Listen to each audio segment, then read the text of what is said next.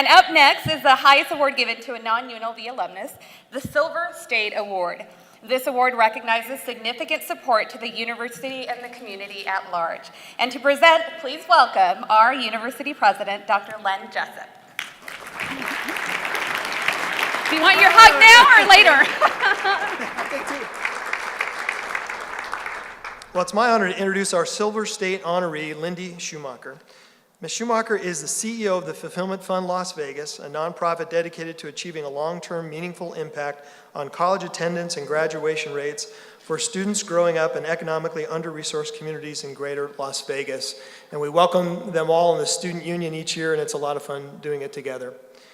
Prior to leading the Fulfillment Fund Las Vegas, Lindy was director of the Nevada Giving for the Dream Fund at UCLA, as well as the Lincy Foundation, which supports education, health, and social service initiatives, and brought us the Lincy Institute, and thank you for that as well. My favorite part about Lindy's background, being a former business school professor, Brent, you'll appreciate this, is that she was an accountant, was a CPA at Arthur Andersen. I love that part. A well-known philanthropist throughout the Valley, providing a host of services and funding, and very generously giving of her time and treasure and talents to a number of things around the Valley. It's a privilege for me in this job to get to know people like you. Consider you a good friend, one of my go-to people for advice, and a very, very helpful consigliere. Thank you and congratulations, and please join me in a warm welcome and a congratulatory applause for Lindy as our 2017 Silver State Award honoree.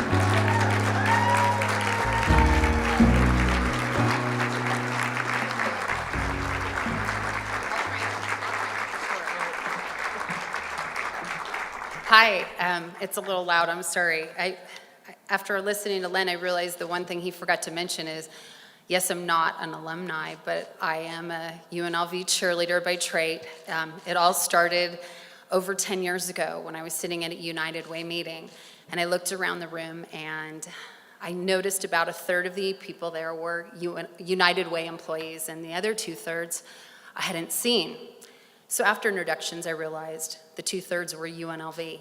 They were professors, deans, graduate students, people working on their PhD from a myriad of different disciplines. And they were all there uplifting a conversation, adding value and data to a conversation we were having regarding early education. And it made me think, like, how often is this university in the room? And I started looking back on the data I was reading, and all roads were leading me back to UNLV. So I sat down with the then president, circa 4 presidents ago, and said, are you even aware what happens here at UNLV?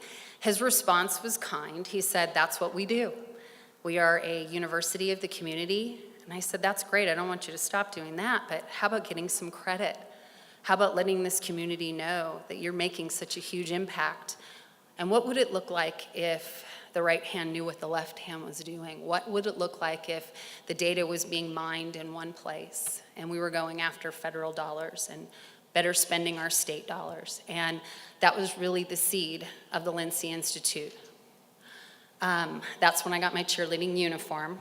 And the pom-poms came quickly after when we brought Brookings Mountain West to Las Vegas. It was a trajectory changer. If this is how the university operates in the nonprofit world, how do you operate as a state? They upped our game. They changed the way we operate. I remember clearly sitting down with Rob Lang and Bill Brown, and they asked me, what's your dream list? Like, what do you expect from us? And the list was kind of random and a little on the crazy side, and I was like, well, how about we fund education differently? How do they fund higher education? Doesn't seem fair to me, but, I'm on the outside. How about a med school? Seems novel. Don't you think we need to give 2.2 million people good health care and stop, putting Band-Aids on this? The list was, frankly, all over the board, and Rob's response to me was, this is doable, but it's a 10-year project. And he was new to town, and I said, Rob, that's great, but we don't have 10 years in this town. We'll lose interest in you very quickly. I'll give you 3. And I think he surprised himself, but I would say every item on my crazy list was either accomplished in 3 or definitely close to it. And what I found fascinating was this was all here anyhow. The people doing the work were at UNLV 10 years ago. It was the same people. It was just a different platform. It was a different way of getting the job done. And finally, we were getting the job done. I think it was only possible because we were ready. As a university and as a community, we were finally ready. I had no idea how much this was going to mean to me, and I'll try and keep it together, but when I was asked if I wanted to be honored, I gave the quick no, and then they told me what it meant, and it was a different answer. So thank you.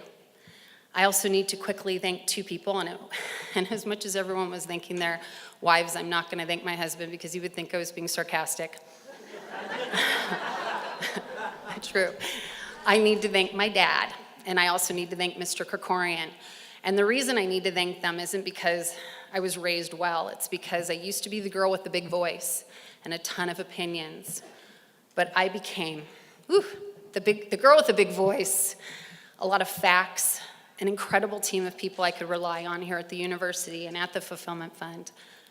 They made me strong. They gave me a ginormous checkbook that made this all possible. And I look forward to the day that our initiatives that Mr. Krikorian set down for us are accomplished, and I know they will be. I also look forward to the day that I one day get to hear one of my 3 awesome daughters brag about being from Las Vegas. And I'll know they're bragging because Las Vegas is great. And we're great because UNLV made us strong. Thank you.